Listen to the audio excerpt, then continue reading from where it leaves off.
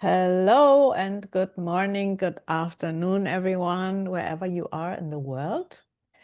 Welcome to the session about comics from the Philippines. Philippines, our guest of honor in 2025. We are really happy and much looking forward to all the interesting things, topics, and books they have to offer.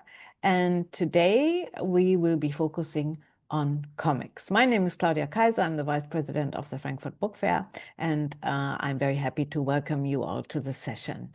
I am now handing over to Marcella, who will be the moderator for the session. Thank you and have fun. Thank you very much, Claudia. Welcome everyone from my side as well. My name is Marcella Melien. I have been working with Litprom for 6 years, which is now part of Frankfurter Buchmesse. And in this role, I've had the opportunity to work with the National Book Development Board, of the Philippines on a few projects already. And actually, one of the first titles that found the German publisher via our work was a graphic novel, Alandal by Alex Nino and Jay Ignacio, which was picked up by Dantes Verlag. And Dantes Verlag has published a few Filipino titles since. So maybe this is a warning to the publishers watching today. Once you start looking at Filipino comics and publishing them, you might not be able to stop. So we are excited to see what the publishers today are presenting. And the session will go like this. The session today is hosted by Frankfurter Buchmesse and the Philippines as a guest of honor of 2025. And so I would like to welcome everyone from NBDB Philippines and all the publishers as well. We have 8 publishers presenting today.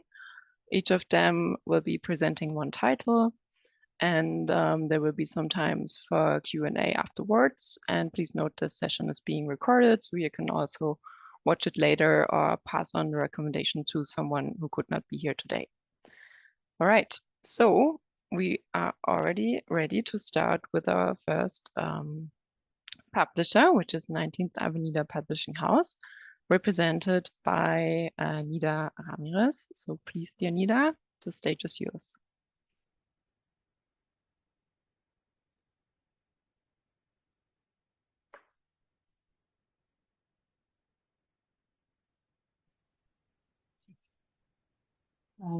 Guten Tag, good day everyone. I am Nida Ramirez, the rights manager and owner of 19th Avenida Publishing House. We are an independent publisher of horror, crime, and fantasy novels, comics, and graphic novels that capture the essence of modern Philippines. Founded in 2019, we champion works that entertain, provoke thought, and offer unique perspectives through the Filipino lens, earning praise for our authenticity, humor, and depth. I hope you join us on this journey as we share the power of Filipino stories with the world. Today, I will be presenting to you our latest wordless graphic novel entitled The Feast. So, Ang Pista, or The Feast, is a silent 176-page graphic novel in black and red that tells a gripping horror story without a single word. It follows a burned out female journalist who receives an unexpected email offering a free stay at a beach resort. Hoping for rest, she accepts, only to uncover a disturbing secret hidden beneath the resort's beautiful surface. So told entirely through the power of visuals, the feast blends psychological horror with sharp and social and political themes, touching on corruption, control, and the quiet struggles of women in media and the society in general. Its wordless format makes it accessible to readers of any language, relying on emotion, atmosphere, and effective visual storytelling to deliver its message. The feast offers a unique experience for international readers who are seeking horror with meaning. So as earlier mentioned, this graphic novel is 176 page of black and red illustrations created by Andoy Man and Kobe, who are both illustrators and storytellers.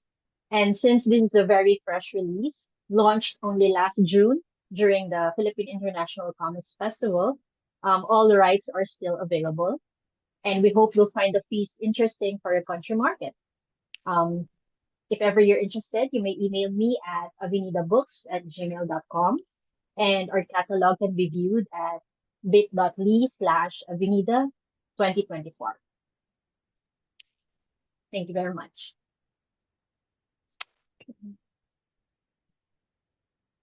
I'll give you a minute to view the images. Thank you very much, Nida. You wouldn't even need a translation funding for this one, but just to say, there is a translation funding available from NBDB. There will be another cycle running from August to November, so applications are possible until the end of November. If anything here catches your eye, it would be a possibility to apply for this translation support.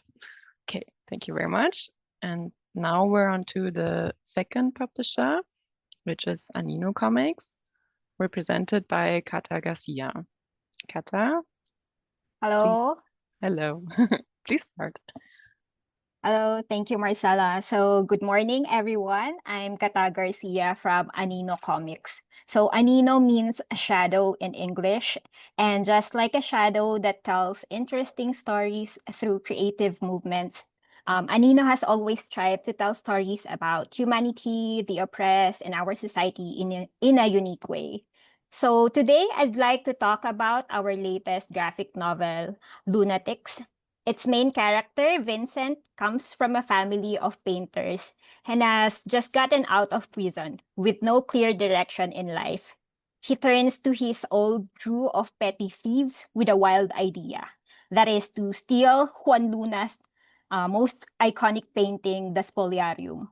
Now, the Spoliarium is an actual painting that measures approximately 14 feet by 25 feet. So you can just imagine how massive it is. And to even think of stealing it without any proper resources is just crazy. So fueled by anger, desperation, and a search for deeper meaning, his audacious art heist eventually happens, or at least part of it. So this heist graphic novel is an entertaining mix of action, crime, humor, social commentary, and drama. And what better way to get to know Manila than through its petty criminals trying to shake the very system that created them. So I have my contacts on your screen, and I'll be typing them as well on the chat box. The translation rights for Lunatics are still available. So let me know if you're interested. I have the English version of Lunatics already. And thank you, and see you all in October.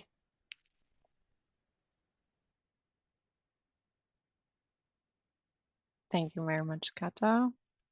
Also here, a short glimpse into the book. And we are already headed to our third publisher today, Kawani's Publishing, represented by Arya Chilabian. Hello and welcome. Thank you so much, Marcella. Good day, everyone. My name is Arya Chilabian, and I'm the General Manager of Kawangis. I have co-founded the publishing house together with my wife, Faye Villanueva Chilabian. We are a socio-cultural publisher in the Philippines. Our brand is focused on creating comics and games that are more known here in the Philippines as a go-to brand for cultural and educational graphic novels, which is currently already being used by some schools and libraries and even homeschooling families. And I'm here to present to you one of our most promising titles that is coming out this October, just in time for the FBM. The title is Bulawan, and Bulawan puts one of our islands, Butuan Island, in the map. So the story is based on a pre-colonial setting where the creator, Faye Villanueva, has gathered all the possible evidences of the historical events of that nature. And in the prosperous city of Calaga, the young Prince Saja questions the ancient belief of the land's deadly curse come from a feared death goddess named Sidapa. His journey to the mythical mountains uncovers a deeper truth, and the real poison lies in the gold purifying practices during that time in the ancient era. And there, Shaja discovers a forgotten faith by the Mailika, a miraculous healing brought by a girl once cast out as a curse, which is his long lost sister. With courage and conviction, Shaja returns to transform Kalaga, choosing life, faith, and truth over greed and superstition. So this story is primarily focused on uh, historical fiction. It involves inclusivity because one of the main characters in the story is born with a physical defect, and during the pre-colonial era, anyone who's born with physical defect here in the Philippines is considered cursed. So that story also tackles that particular topic, which I think until the current time, in the modern time that we are here today, it's also still very much relevant and evident. This books also tackles environmentalism and the value of giving back to the earth first before we are going to receive anything out of it.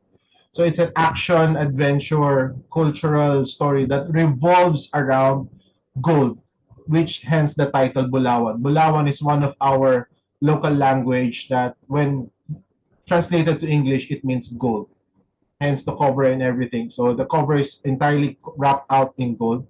It's a 160 full color graphic novel. We can look at the next slide so you can have an idea what it would look like from the inside.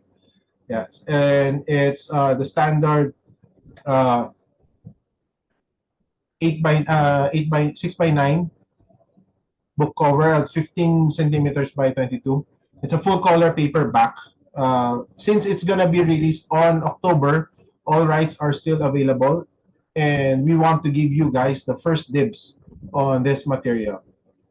So the age range for this is targeted for 13 up.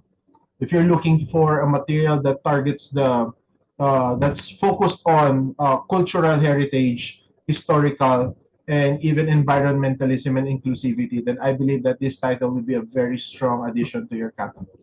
Thank you so much, and you can connect with me with via my email laro.at.cuento@kawangis.ph, and I have also shared here in the slide QR code to our catalog as well for you to be able to download and see what else we can offer you. Thank you so much. Thank you very much. Yeah, so for this first impression of the book that's not even out yet, how exciting, makes us even more excited for October. And now our fourth publisher will be presenting. The publisher is called Kudlis, and the person who will be representing it today is Chisel Kim Kapra. Please go ahead. Okay, good day everyone. This is Chisel from Goodies. I'm one of the founder of Goodies. Goodies started during pandemic, and then we started as digital platform and going to into the publishing house, who help bring heartfelt and original stories. And let me introduce to you one of our proudest comics. It's Let Me Be With You. This story is about a city girl who goes to field trip and met a boy who came from a bullied boy who came from the also in the Highlander. He faced judgment because of his tribal roots, and then this is stories a very different worlds connected by one unforgettable en- encounter, and then who sorry who accident and then a decade later they met again.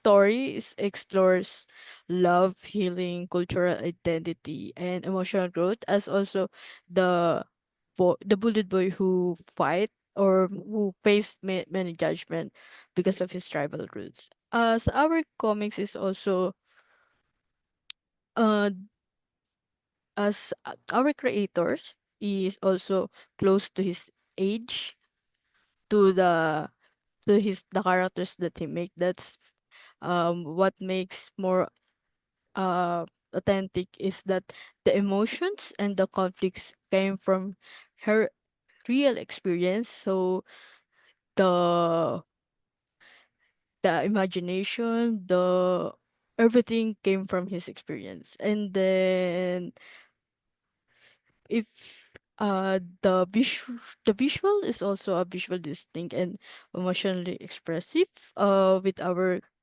content. If you wanted to read more about our comic, you can either browse to one of our website, which is also likha.goodlist.com. That's all. Thank you. Thank you very much. Also here, thank you for introducing this title for us by a young writer. And here you can see the contact details again. And our fifth publisher now is Quentoon, and it's represented by Isabel Sonko. Isabel? Hi, good afternoon, Hello. everyone. I'm Isa Songko from Quantoon Stories for Kids and Kids at Heart. We are a publisher, creative community, and digital platform dedicated to promoting Filipino visual stories for kids and kids at heart. Through our stories, we champion values like resilience, love for family, and camaraderie, believing that powerful stories can inspire people to become better persons for a better society. I'd like to promote one of our flagship titles, Plush Brigade, a team of defenders consisting of children with special powers and their two powerful plush toys fight dark creatures that spawn at night seeking to disturb kids in their sleep. Next slide, please.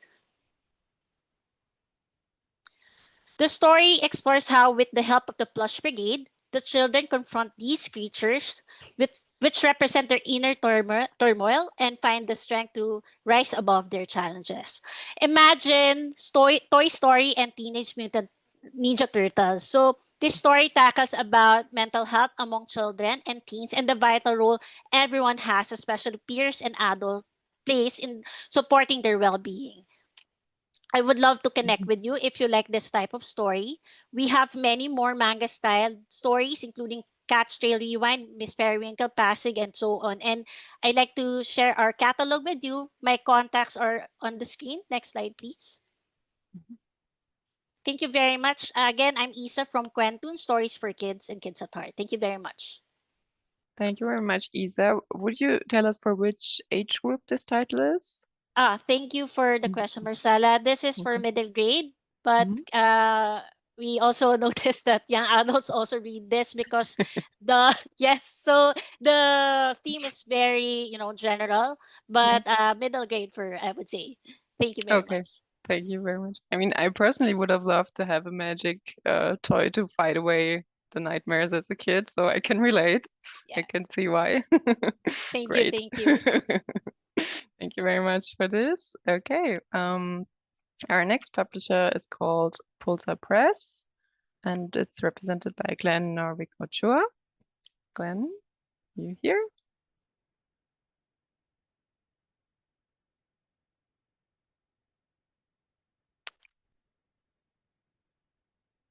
He was here earlier. Glenn, stage is yours. Oh, sorry, I forgot to unmute. Oh, yeah. Thank you. Okay, no, we Anyway, can hear you. I'm Glenn Orvicachoa. I'm the CEO of Pulsar Press, and we are a SEC registered company, publishing company that originated as a consortium of independent comics creators pooling resources to join comics events and coordinate book production activities. We are founded by 7 independent comic creators with their respective serials catering to different comics and storytelling genres. So I'm here presenting Amethyst Legends, The Celestial Seed. It's the first book of an epic saga. It is a reimagining of Philippine mythology where its pantheon of deities are depicted as powerful cosmic beings seeding life across the universe. So Amethyst Legends is actually a multi-part book series, and as I said, it is the first in a multi-part book series. So it kicks off the story with deception and betrayal in the first book, The Celestial Seed. And at its heart is Mayari, the legendary war goddess and daughter of the creator god Bathala. Her world shatters when she discovers that ancient enemies have infiltrated their divine ranks. As chaos and corruption slowly creep in, she learns that her own siblings, the celestial twins Tala and Adlao, have vanished among the stars. So to unravel the treachery poisoning her home, she must find her family, as they may hold the only key to exposing the truth. But in a war where gods can be monsters and saviors can be liars, the question is, who can she really trust? So this is like a paranoid thriller and sort of a sci-fi fantasy adventure all rolled into epic. The term we call it now is cosmic punk. It's like cyberpunk, but with cosmic beings. So it's an epic cosmic punk saga. So that's why it spans multiple books. So we're planning 8 books for this one.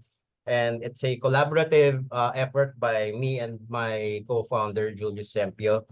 And part of the artwork is done by me and Capomax Omega. So there. As you can see, the artwork, I did the artwork here, and it's full colored, and it's basically has a purple, because it's amethyst, it's colored purple. Most of the majority of the hue is leaning to the purple shade. So next slide.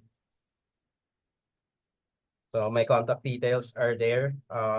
This is 148 pages, by the way, full colored. It's in manga size. That's 5 by 7.5 inches. There you go. Thank you very much, Glenn. So here we have a series of 8 titles. And yeah, we are already on to our 7th publisher for today, which is Reagan, represented by Rexy Dorado. Rexy, please. Hello. Hi, everyone. My name is Rexy, and I'm with Ray Gun, which is our imprint under our company called San Telmo House. And Ray Gun's really focused on sci-fi and fantasy adventures from the Philippines, kind of leaning pretty heavily into anime and manga influences. Our team has built several kind of large businesses out of taking Filipino media to global audiences, and also has experience in animation and gaming. And so what that kind of means for us is like we really deeply invest in these stories and really taking them beyond, both beyond the Philippines and across different formats. And Maharlika is kind of our first. We have a few stories that are ongoing. Maharlika is the first that we have a full collected volume of.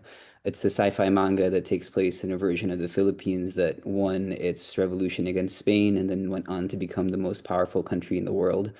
I'll read a little bit off of the slide. So, caught in the mouth of this crumbling empire are Mal and Yari, 2 childhood friends reunited by a mercenary operation and this series of strange occurrences along the Pasig River. In Manila, there's a dog and its doppelganger, there's a scientist who disappears, and this mysterious briefcase that all hold clues to the secret at the heart of history itself. And so this is the first of 6 volumes. We have two out. We have 1 more aiming for the end of this year, 2 probably next year, and the final probably in 2027.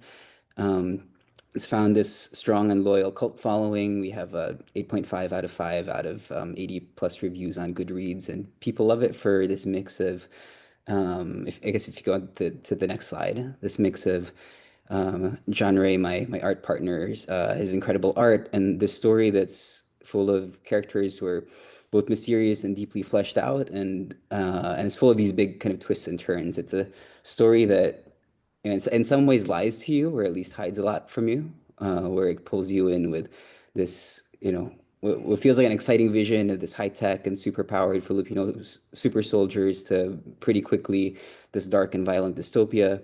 And then throughout the first volume kind of takes you from this, it soaks you into this political thriller that takes a turn into, I guess the spoiler version is it turns into more of a time travel mystery, and that's just the tip of the iceberg. The full scope hasn't really been fully revealed, and it's kind of the promise of that keeps the readers at the edge of their seats and ready to go into the following volumes.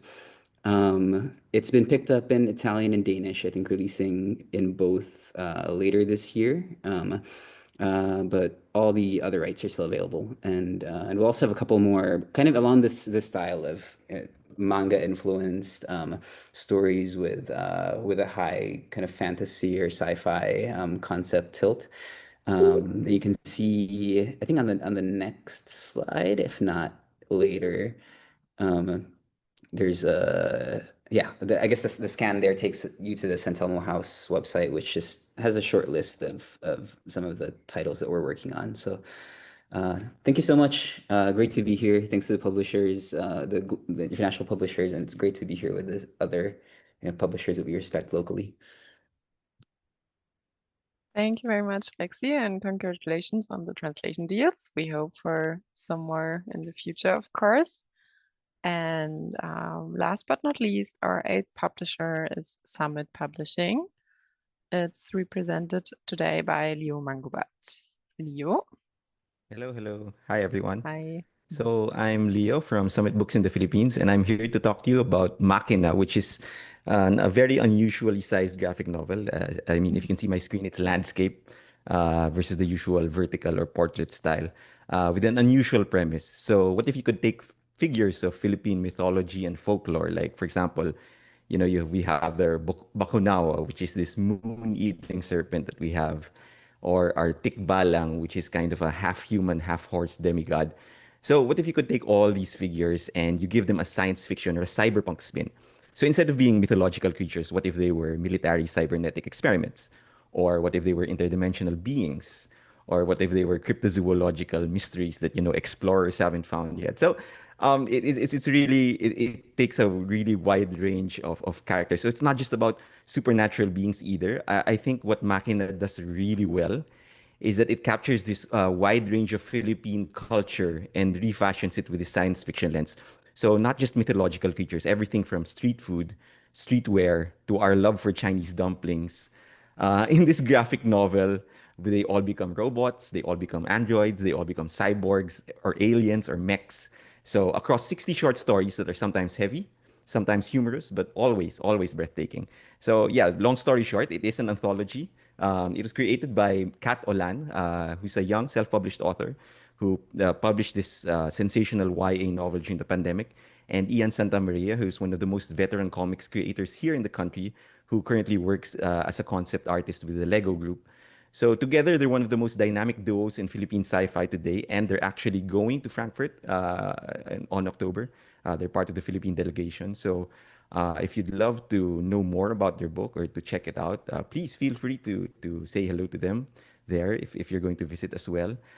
Yeah, so it's a 156 page novel. The reason it's in landscape format is that we do have a pull-out poster inside that it's a triple gatefold. So it's very premium, very cool execution of a very unique concept. And we'd love for you to check it out. All rights are available, and you can contact my publisher, June Pauline Sandoval, for any inquiries.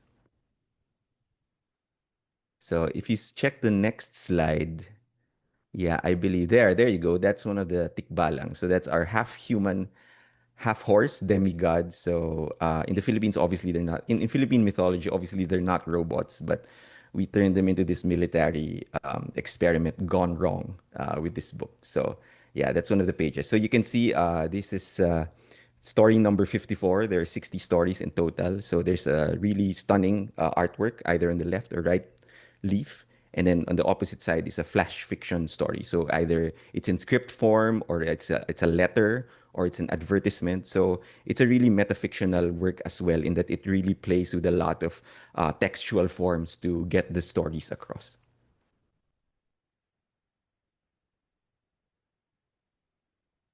All right, yes, and this is my publisher's email should you wish to have any further inquiries. Thank you very much, Liu. Can you maybe explain a little bit about that horse character that we just saw? Like what's it based on? What kind of myth? What kind of Yeah, creature? well, horses aren't indigenous to the Philippines. They were brought by the Spaniards through the galleons.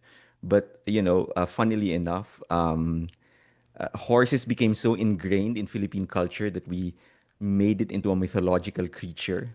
Like, even though it's an animal imported from abroad, like, it became really a big part of our culture, like the tikbalang, that's what it's called, half human, half horse creature. You can see it in a lot of other actually comics that we publish now.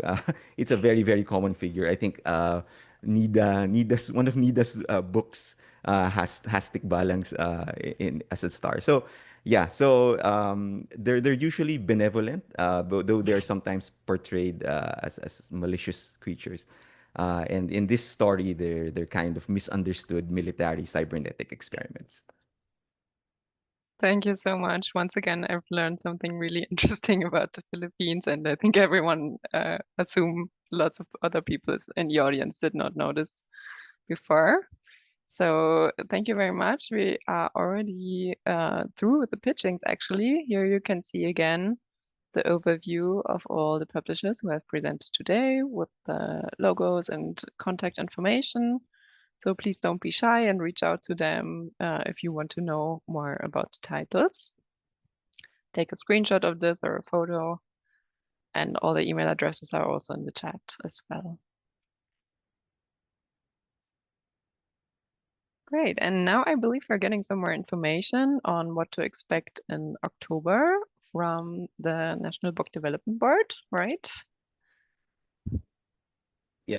Hi, good day, everyone, and we are very happy to be with you today in our pitching session, and we hope this session will bring you meaningful connections and more ideas about what we have to offer as we take the center stage for this year's Guest of Honor in the Frankfurt Book Fair. So please, we are very excited to see every one of you in person. So please don't forget to visit us in our booth. Our national stand will be at Hall 5.1, A95, and B95, while our comic stand will be in our Hall 6.1, A38. So we can't wait to be with you this October, and we have a lot of events to be offering to you both in our national stand and as well in our city events. So please be sure to be with us as we present what we are to every one of you. So from the Philippines, what we say, thank you. Maraming salamat po. Thank you very much, Daniel. And now, as everyone was very quick, we have plenty of time for questions from the audience, if there are any. So if you have questions, you can just unmute your mic and ask the question, or if you don't want to speak or show your face, you can also ask via chat. We'll give you a few minutes to think of your questions. If there aren't any, I have some. I have one too. Sorry. Okay. You go first. Okay. I wanted to know when you look at the whole Filipino book market, what kind of percentage goes to comics? And yeah, goes to comics.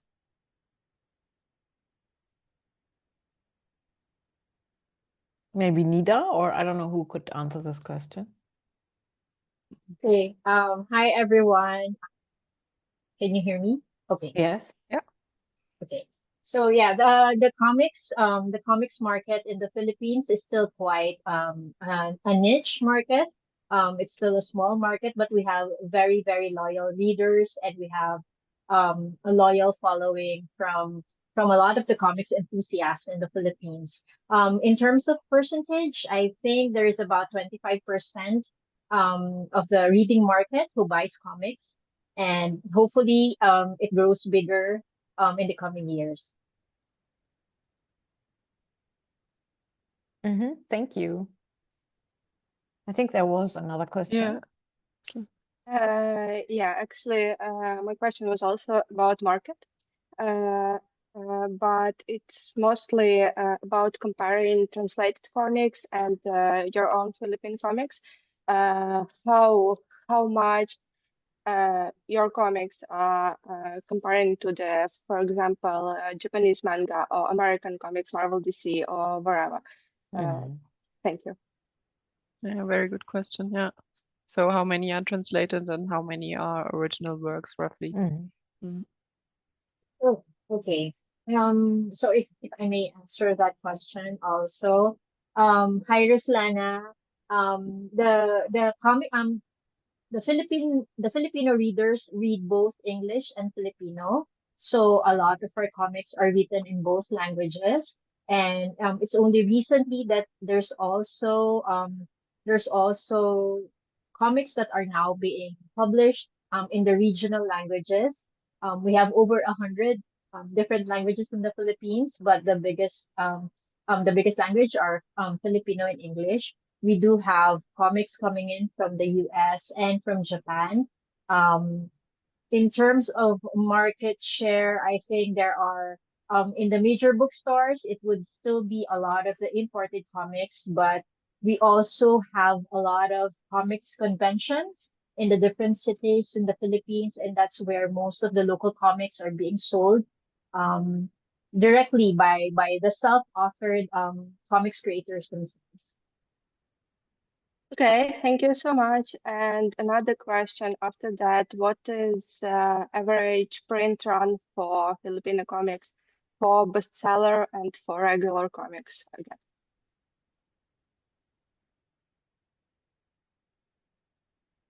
Who would like to answer that? Nida again, or someone from NBDB. Maybe we can also get info from the other publishers since there are 7 here. But yes, hi Kata. Yeah, Kata is raising her hand. Hello. So for Anino Comics, our average print run is from 3,000 to 5,000 copies per print run. And our bestseller has been printed for 7 is already on its 7th print run. So that's like 7 times 5. I can't do the math right now.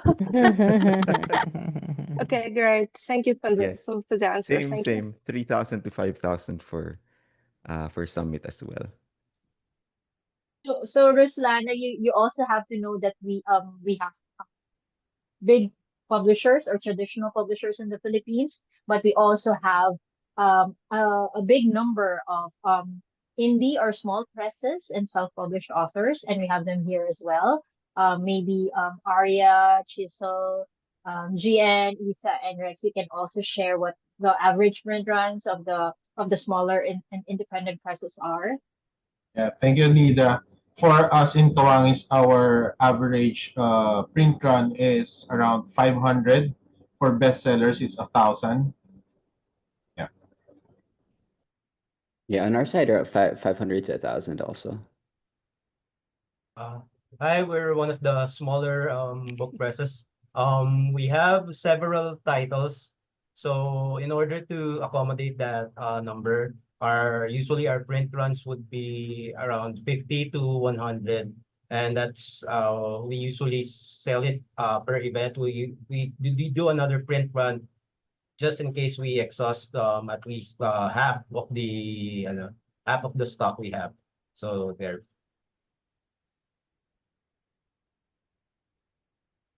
And on our end, for the new release, we started as 100, and then for the next print, once it became much more sold, it started 1,500 to 1,000 per print. Thank you.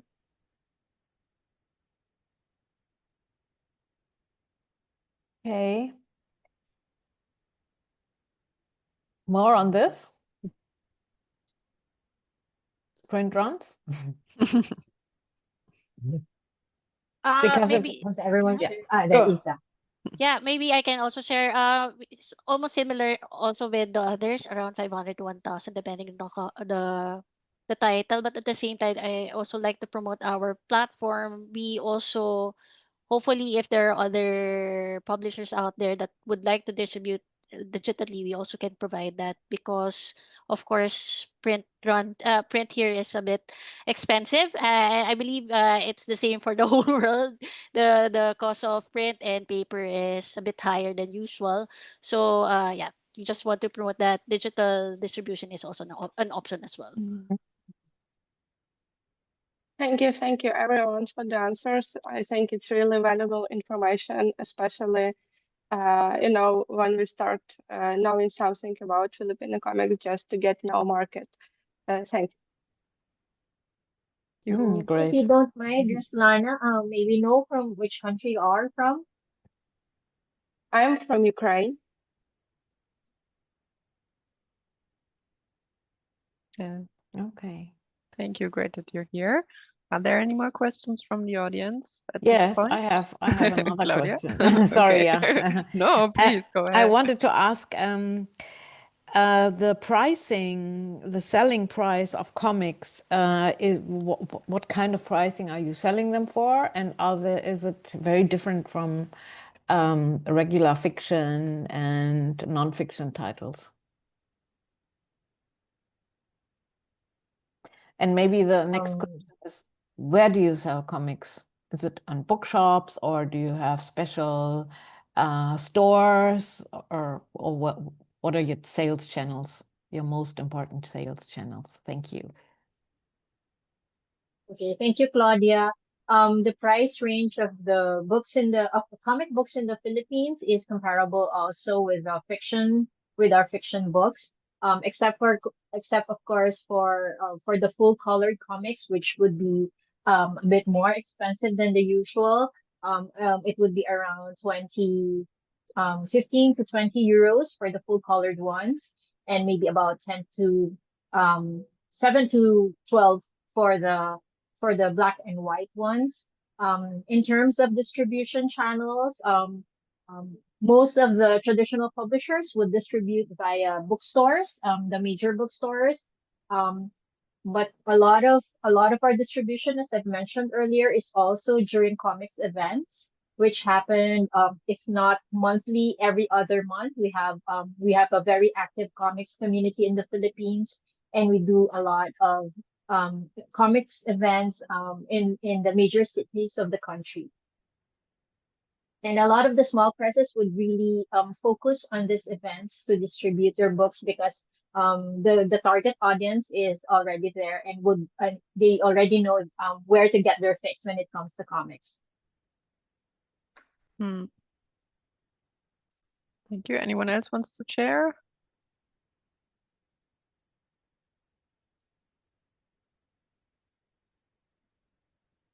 Or is it the same for everyone? Hello. Hi.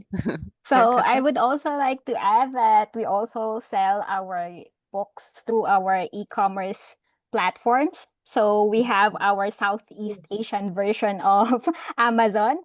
They're Lazada and Shopee. So they make the distribution easier. Okay. It's interesting. Good to know. I'd like to add, we partner also with smaller novelty stores and comic book stores. We have Comic Odyssey, a major and one of the last existing comics dedicated stores here in the Philippines. And we have also partnered with a recently opened novelty store in QC. It's called Playroom. So there, just to add. Did you just say one of the last comic stores, or did I get this wrong? Yes. One of the last, kasi one of the major comic retail stores closed down. There's major outlet in Mega Mall. So there's only a few existing ones right now. Yeah, standalone comic stores. The pandemic has been tough for them, I believe. Okay. Even though the community is growing. Yeah, like events, as Nida said, it's really events that sustain a lot of the industry, the comics industry here. Okay. And there's also big festivals, right? There's smaller events, and then also a big festival in Manila in July, I believe. It just happened. Yeah. Can you tell us more about that? Yeah, last June we just had the Philippine International Comics Festival. I think this is the second year that it has happened physically, because prior to that, this was organized by Comiket, and it started online during pandemic, and it was only the last year and this year that we've gone physical fair. We were able to invite a number of international publishers, and had some rights selling activities with them as well. Okay, thank you. Yes, I and I would just also like to add, I'm sorry. So from NBDB, we also organize what we call the Philippine Book Festival. This is actually one of the largest book festivals here in the Philippines where we showcase all the Filipino titles that we have. So during this time, we have a convergence of programs as well as promotion of our Filipino titles, like what we have in the comics. Yeah. Mhm. Thank you very much. Okay, I just want to quote one of the chats Yeah. from Lawrence, who's saying that in Spain they have closed bars to open comic shops in their spaces. I mean, that's quite amazing. Wow, yes. Yeah, reading comics instead of drinking. That's good. It's very sensible. We also have a new subdivision in the government that's a special, as a subdivision of the books division, there's a special comics. Comics has become separated out as its own priority feature. So Wow. More reason to go to Spain. Nice. Yeah. There are still enough bars left, of course. But our print runs are much smaller than the Philippines, the 3,000, 5,000 ones. We're more on the, I think there's a lot of publishing, but I think a lot of the numbers, you have, many more from the bigger publishers that have smaller initial print runs. And then, but it's probably, I think that the printing in Europe may be easier or cheaper for full color printing options that we have. So. Sorry, so you're saying your print runs are lower? I think so, from what I know. Okay. So. Even though the printing is easier to I think that manage. also means though that it's cheaper to do the short runs, so they read more easily. So, got it. Yeah, true. Yeah. Very interesting. There any more questions, or maybe someone else wants to share something about their country? Can I ask a question? Yeah, sure. Okay, I'm Ting Yong. I'm from Trinity Publishing. We are a Singaporean publisher. I have been working with Leo and June from Summit Books for a while now. Hello, I Jin just like Yong. to, hey, hi. I just like to ask, because I'm not familiar with the comic scene in the Philippines, like what kind of content or what kind of genre do you think sells better in the Philippine comic scene?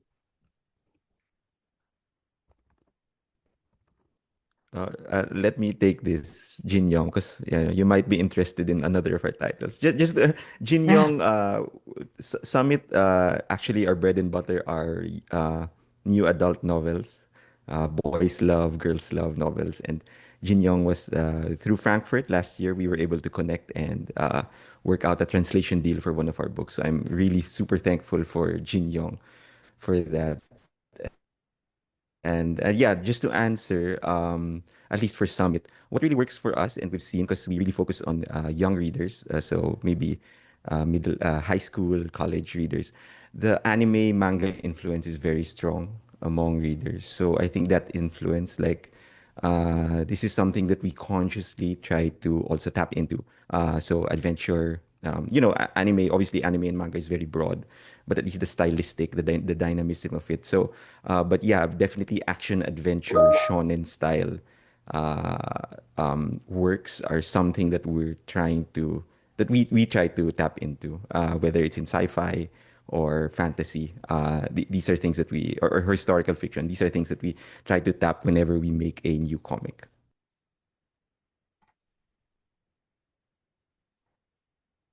Thank you very much, Leo. Any more comments on that? Maybe just to add, yeah, anime and manga has a strong influence here in the Philippines, but maybe in terms of genre, I think what sells best here are horror, and then love stories. I think any publisher, as long as it's good. Any country, we read that. That's right, love stories, of course. Yeah, We've let's never not tried forget. though.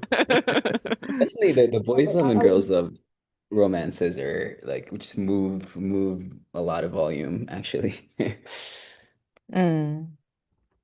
And I'd like to add that Lisa and Leo and Rexy are all correct.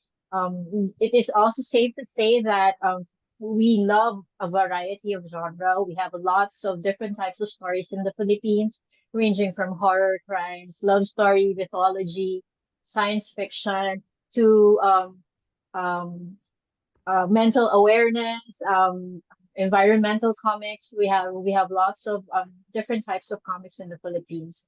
Um, but most of our comics are serialized or in thin in the what do you call that the thinner formats. Um, Zines.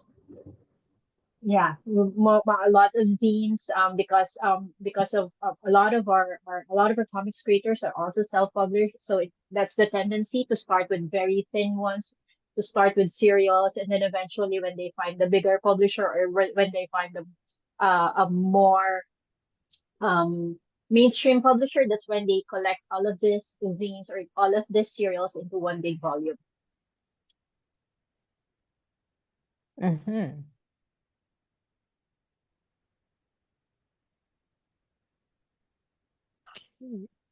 I have one more question, if I may.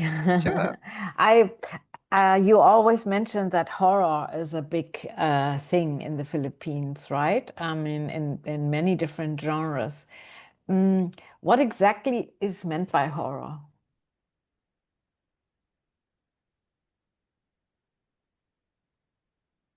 So so in my case, because I'm a horror and crime publisher, most of our stories, when we say horror, it deals with um I dark crime, violence, supernatural magic, dark Mm-hmm. magic. But it's what I notice, it's there's always magic involved in a lot of our horror stories, whether it's spiritual or supernatural. Mm-hmm. Is horror often very violent? Not necessarily. We have horrors that more um more mental or more cerebral, just pushing your imagination, but Mm-hmm. not necessarily violent. We do have very violent novels as well and comics. But there's really a wide genre of different types of stories and comics right now in the Philippines. I had something Even slightly our related. activism. Yeah. Slightly related question, which was I was wondering how much of the comics is split between the adult market and the children's market, because it seems that there's a growing number of children's comics being published. Also, I think that with the government programs like the Book Nooks, that there's more interest in having comics included for those programs. So I was just wondering if people could talk about the division of how much of comics are adult titles versus for younger readers. I think for now we still have more adult comics than children and young adult, but it's slowly emerging. And yes, you are very much correct, Lawrence, because of the opening of this book nooks and this partnership with the Department of Education. A lot of the publishers are being encouraged to do more comics that are fit for students and fit for the more younger audience. And it's slowly starting to pick up, but generally for now, a big percentage of the comics are usually for the general audience and for adults.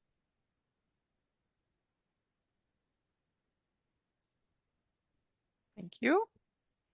More questions or comments from the audience? And maybe some of the publishers could also comment on this question, because I think that's a really interesting one. Yeah. Are you all, I mean, I mean, of course, some of the titles that you presented were for younger people, but basically, is your audience generally more adults or more children? For our case, sa Pulsar Press, we cater to stories that are rarely told by the other publishers, by the other creators. So we tend to be a kind of like a disruptor comics community. So we're kind of like rebels. So we do things the others can't do.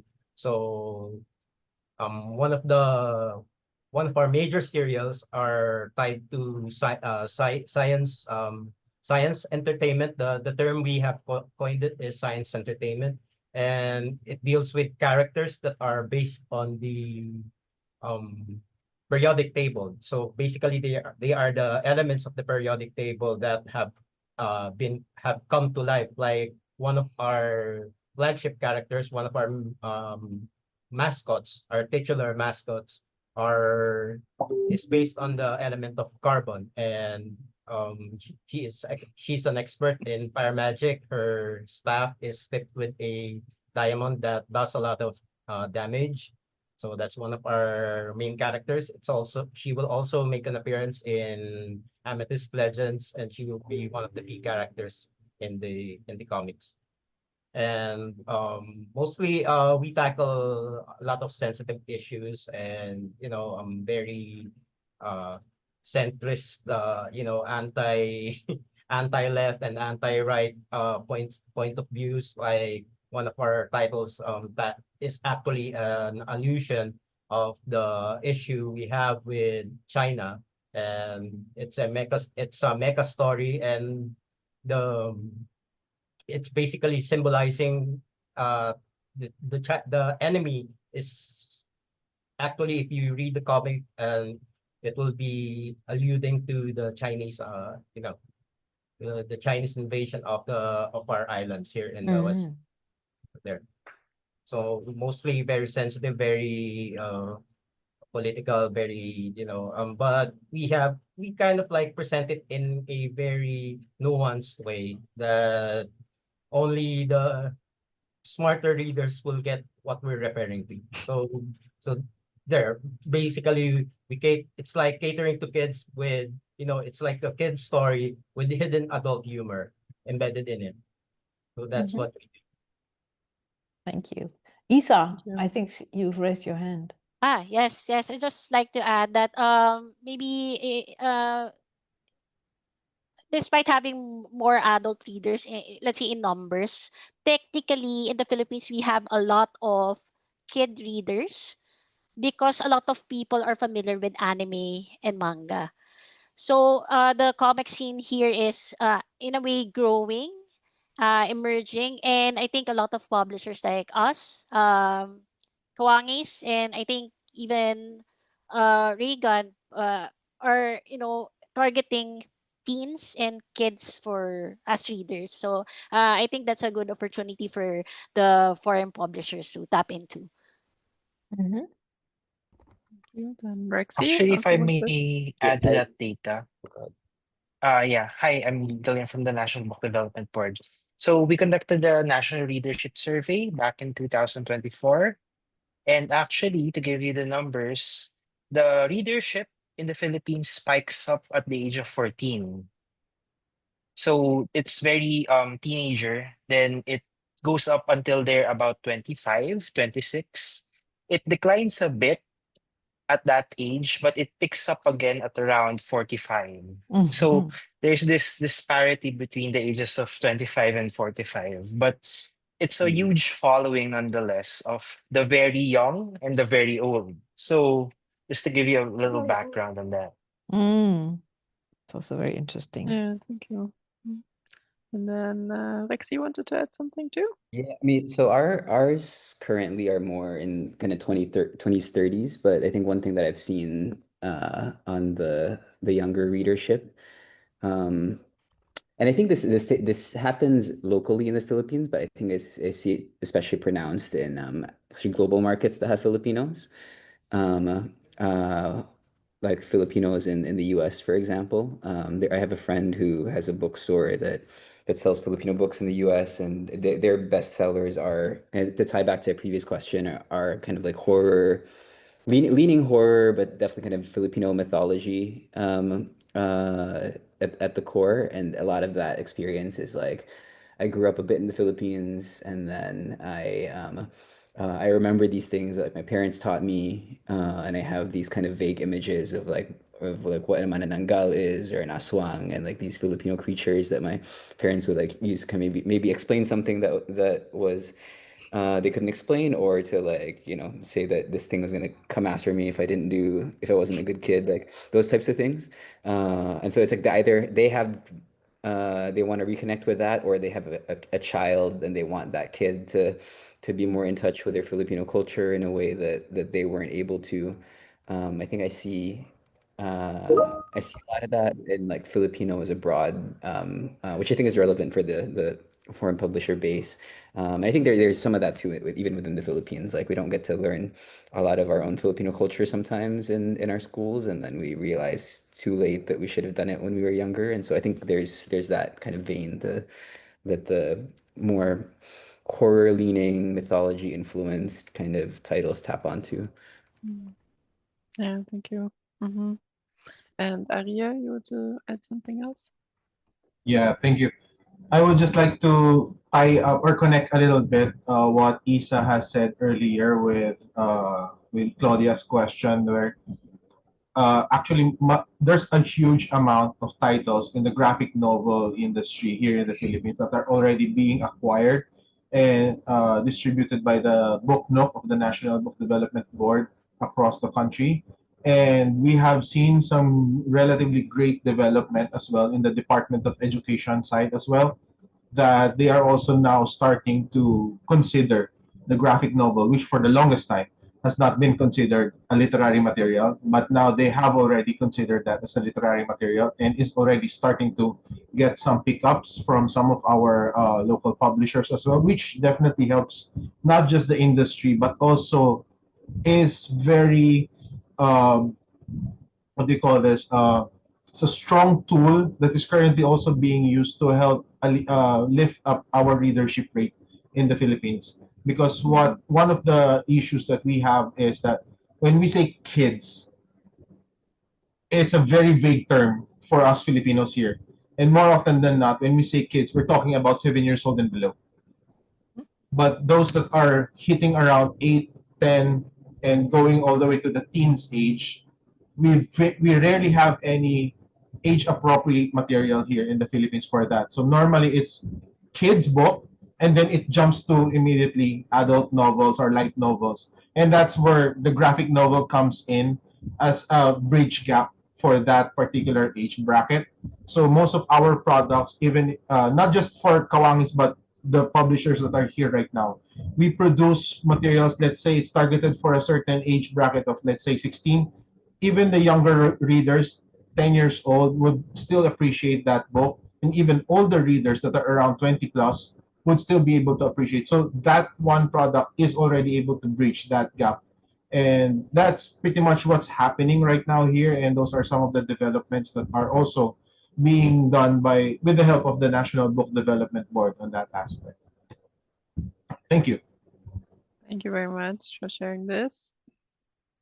Are there any more questions now? If not, I have maybe one last. Okay. My question would be, it's a bit of a beginner question and a bit basic, but like looking at our event title today, the comics with 2Ks, could anyone tell us when this way of writing the name has emerged, when this whole name and what's maybe the concept behind it? Why is it comics with K in the Philippines? Yes? Yeah. Oh, yeah. Yeah, it Go, kind of Arya. stems from our ethno-linguistic way of speaking, because in the Philippines we don't have a letter C. Okay. So That makes sense, yes. yeah, so in our local language there is actually no letter C. So any sound that sounds like K is always spelled as K. So ever since then, comics, and since we don't have a local word for comics per se, so we adopted the English word comics, not like Japanese, they have manga, and the Korean, they have manhwa. But in the Philippines, since we don't have a definitive word for that, we just borrowed the comics from the English and then localized it by turning it into letter K. Okay, that's great, love it. And what would you say is special about Filipino comics? If you had to name one thing. Maybe I could answer that. I think what makes Filipino comics special is that we are very influenced by many cultures: the Japanese, the Americans, the Spaniards, and we take the good and we have our own stories, the Filipino ano tawag dito, comics that we want to share to the world in a way that it's kind of unique because how do you say it? We are a combination of different cultures in a way, but it's also our own. Mhm. Thank you very much. And Kata? Hi, so I'd like to add something about the comics spelling. So it's also some sort of our own decolonization of the language. Instead of borrowing, we made it our own. So by using the letter Ks, which are native to our alphabet, so the word became our own. So we reclaimed the word comics. So that's all. Thank you very much. Yes. And maybe one last question. Will we see comics in the Guest of Honor Pavilion at the Frankfurter Buchmesse in October? Do you know if there will be a special place for them in the Guest of Honor Pavilion? Hi, yes, Marcella, definitely. The pavilion will showcase the last 100 years of Philippine literature, and definitely comics plays a big role in the Philippine literature, and will definitely be there. Great. Okay. Well, then I guess I would say see you all in Frankfurt in October. We're very excited for it, and thank you very much for being here and sharing your stories and your titles. It was a great pleasure and honor to listen to you all. Thank you very much. And And also to the participants for being Thank you so here. much. And let's stay in touch. And Claudia? yeah, thank you, Marcella, for guiding us through this Pleasure. meeting. It was a really fascinating overview of the world of comics in the Philippines. And I also learned a lot. So, yeah, thank you very much. It was a really interesting session. Thank you. Thank you. And we recorded the session, and the recording will be posted on the website of the Frankfurt Book Fair, and we will promote it further. So, okay.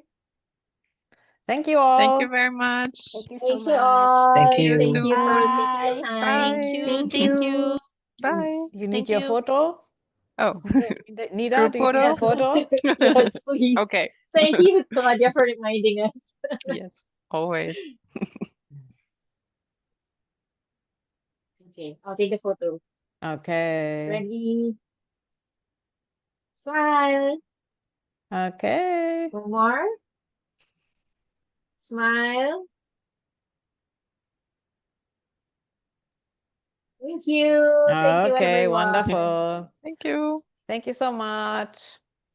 Have a good day or night. Bye. Yes. Bye-bye. Thank Bye. you.